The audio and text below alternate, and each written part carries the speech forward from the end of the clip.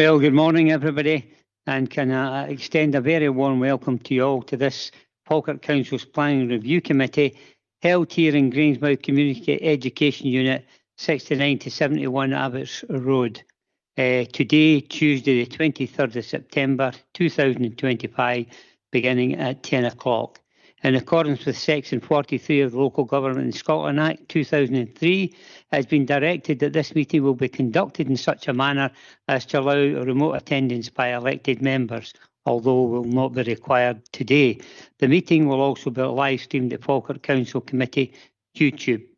Before we go into the business, I'd just like to make the formal introductions.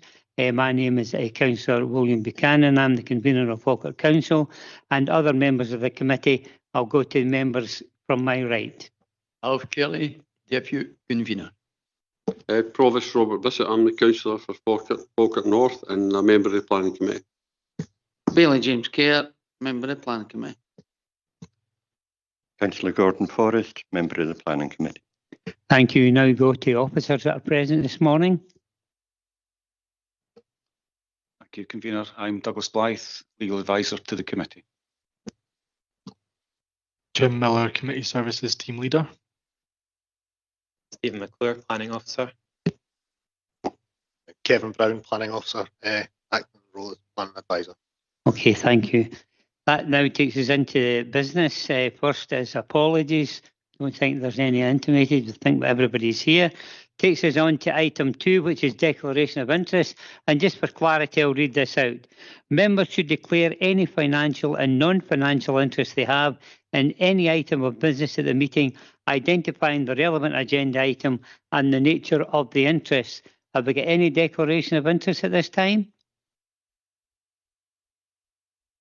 No, none intimated. Fine, thank you. That takes us to item 3 on your agenda this morning. It's the Planning Review Committee procedures 3 to 7, and I'll pass you on to Douglas Blythe to go through it. Thank you, sir. Thank you, Convener. As you say, the procedures are listed in the agenda at pages 3 to 7. However, for the benefit of members and those in attendance, I'll briefly summarise the purpose of this meeting today.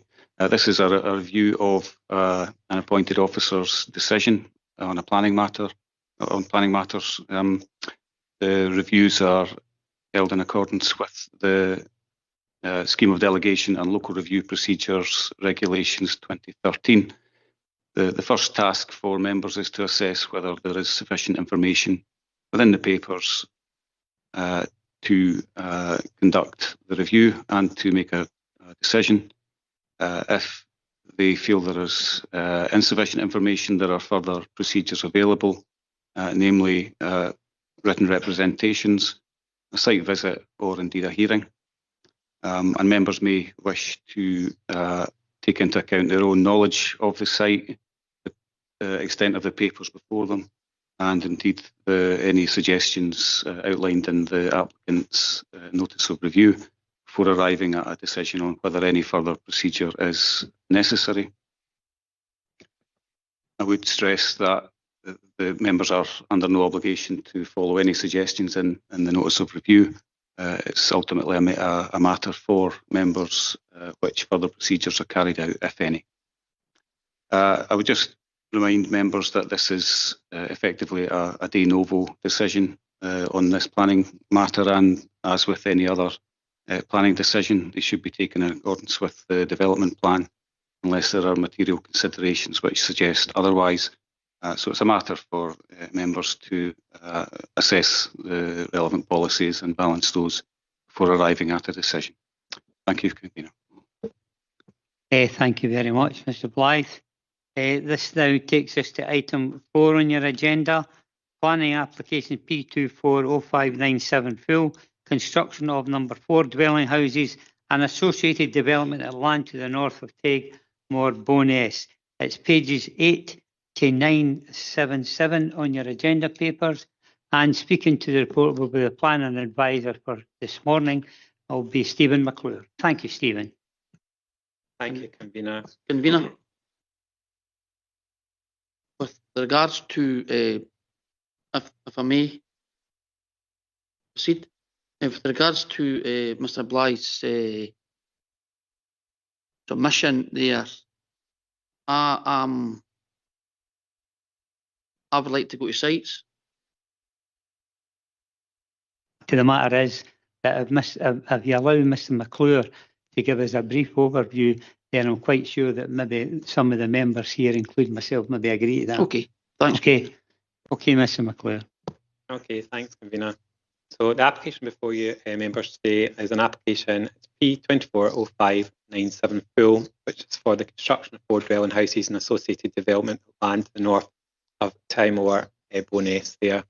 As members be aware, it's a rather large agenda there today with documentation. I would suggest to members in the first instance, primarily when you're looking through documentation, to take into account the planning officer's report of handling, which starts on page 534, and also the applicant's agent's grounds of review statement, which starts on page 16, as the remaining documents can be seen to mainly support these 2 documents. So they're the main 2 documents to have a look at there. In regards to the actual development plan, both the National Planning Framework 4 and Falkirk Local Development Plan 2 are relevant. In the National Planning Framework 4, policy 1 through to 8, 13 through to 18 and 22 are relevant. And in Local Development Plan 2, policy HCO1, HCO5, RI02, IR03, IR5, IR10, IR13, EEO1, EEO6, EE25, EE19, EE18, EE14, EE15 are all relevant. In terms of material considerations as well to take into account there is the relevant local council supplementary guidance. There's also public representation there. There were 3 contributors in regard to public representation, all is noted within the report of handling there. On conclusion of the assessment of the application, it was considered that the proposal did not accord with all relevant policies, and therefore it was refused planning permission for the 6 reasons noted within section 9 of the officer's report of handling. That's on page 542 of your document. Okay, thanks. Thank you very much, Stephen, regarding this. Now, can I say that in the 35 years that I've been a councillor, this is one of the biggest agendas that I've ever had. And it took me a full weekend to go through the papers. But my conclusion was quite clear, as Bailey Kerr had stated originally, that this requires a site visit. So I'm quite happy to formally move it at this stage that we go to sites and ask other members how they feel. Happy to say. Agreed. Agreed. Agreed. So all members are agreed that this will go to sites. Thank you. One of the issues that I've been discussing with officers in the past few months is the fact is that the procedure for local review bodies initially was that most members would agree to go to sites in the morning, and then we would come back to there would be a bus waiting outside the buildings, and the members that agreed to go to sites would go on the bus and we would tell the applicant or their agent that we'll be back at a certain time. The reason for that is because that saved a lot of time, because now we've got to go to sites, and I'll be asking Mr. Miller if there'll be a possibility to ensure that when we go to sites that we're allowed to come back and then take the site visit with the information we have, and then maybe make a decision on the same day. I'll bring you in on that, Mr. Miller. Thank you, convener. That will certainly be my intention. So members are happy then that we'll be going to site. Have you any indication of a date for site visits at this stage? Nothing at this stage, but I'll have Nothing a at look. this stage. Could I ask, would we have a site visit on Monday? Would it be possible to link that in with that? Thanks, Councillor Kelly. I'll certainly look into it. It might be a bit tight, but I can have a look. I can certainly have a look. Thanks. Okay then, so everybody's agreed to sites. We'll go back to Mr. Blythe on this one. Thank you, convener. It's just to confirm that members are happy that at this stage, the only procedure that they want to carry out is an unaccompanied site visit, and that would be to check out the physical characteristics of the site. There's no Members are not minded to have any further written submissions or a hearing at this stage. No, I think members are quite happy just to go to sites at this stage. Okay. Yeah. Thank you. Thank you.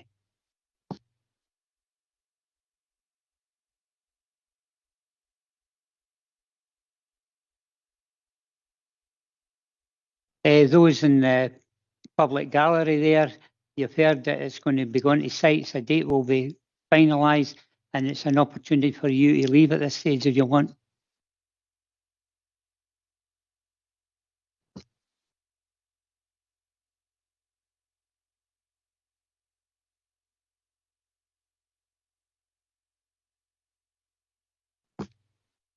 Okay, members, thanking you. That takes us to item 5 on your agenda this morning. Planning application P240490, full construction of boundary fence, retrospective at 10 Anderson Drive, Carn, Falkirk. It's pages 978 to 1054 on your agenda papers. And the planning advisor for this application is Kevin Brown. Thank you, sir. Thank you, Convener. This application seeks retrospective planning permission for the construction of a 3.54 metre high timber boundary fence to the rear of 10 Anderson Drive, Carn, Falkirk. In terms of today's papers, I'll draw committee's attention to the refusal decision notice on page 1012, which highlights a single refusal reason relating to the height and design of the fence being out of character and with and detrimental to the appearance of the area. Pages 1007 to 1011 of today's papers contain Police Services report and handling for this application, which sets out and assesses the main policy considerations in this case. Specifically, Police Services has assessed the application as being contrary to policies 14, design quality in place, and 16, quality homes of National Planning Framework 4, policies PO1, placemaking, and HCO8, residential extensions and alterations of Falkirk Local Development Plan 2, as well as supplementary guidance SGO3, residential extensions and alterations. In terms of the applicant submissions, the notice of review and associated documents can be found on pages 980 to 995 of these papers. It's worth me highlighting to committee that none of the comments submitted within the notice of review take issue with the policy assessment of Police Services. Rather, the notice of review focuses on the reasoning behind the decision to erect the fencing in its current form, with emphasis being placed on the historic removal of trees from this boundary and subsequent privacy impacts. The applicants maintain the view that the fencing is required at the height proposed in order to maintain the same privacy levels as was there prior to the removal of the trees. Members should also be aware that the notice of review contains a suggestion by the applicant that the current fencing be amended to remove the top 1 metre of timber boarding to be replaced by 1 metre of chicken wire on which ivy would then be grown. Notwithstanding the merits or otherwise of such a proposal, members should be clear that this is not something which can be considered by this committee today. The purpose of today's proceedings is to consider the decision taken by Police Services on the fencing, which was the subject of the original application for planning permission. And finally, pages 1013 to 1020 of today's papers contain copies of additional letters of representation received since the review request was submitted. Content of these letters generally reflects the submissions made during the original application assessment, which can be viewed within the report of handling, pages 1007 to 1011. Thank you, Convener. Thank you very much, Kevin. Well, having looked at these papers fully, I feel justified in moving to sites as well for this application. I think it would be benefit everybody before the committee come to a final decision. So I'll formally move sites. Seconded. I think very pragmatic, Convener. What I will say is, what a difference when you get 40s. Yeah. What a big difference. We've been on the committee and getting 40s. But 100%, I think the right moves to go to sites to see the characteristic of the fence and the surrounding area. Does other members feel? I agree with Agree. with Bailey Care. Agree as well. Okay, so let's go back to Mr. Blythe. Thank you, Convener. I think committee are unanimous in moving to an unaccompanied site visit. I would say for this one, having read the papers, it does appear that access may be required to the dwelling house itself to see round the back. So we can make arrangements with, once we have a date for the site visit, we can make arrangements with the owner to facilitate access around the back. Convener, just before Yep. you, I think your suggestion the last time about having the meeting or the visit in back and making the decision, same as this one, I think I would say so. I totally agree. We're just going to say that to Mr. Miller. Mr. Miller could look at the possibility of that because it will save everybody time. So you'll look at that, Mr. Miller. Yeah, again, that would be my intention. Okay, fine. Okay then, everybody, members and officials, I'd just like to take this opportunity to thank you for coming along this morning, and just a wee word to the members to ensure that they keep the paperwork, because I don't know how many trees it took to bring over 1,000 papers on the agenda, but so just ensure that you keep the papers for the site visit and the subsequent meeting after. Other than that, thank you very much, everybody. Thank you.